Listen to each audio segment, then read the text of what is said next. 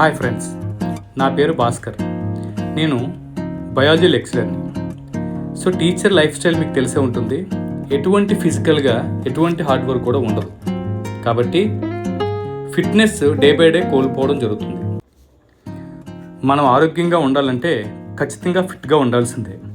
నేను డిసైడ్ అయిపోయాను, నేను కూడా ఎంతో కొంత ఫిట్గా అవ్వాలని. సో టీచరు ప్రతిరోజు రకరకాల స్టూడెంట్స్ చూస్తూ ఉంటారు.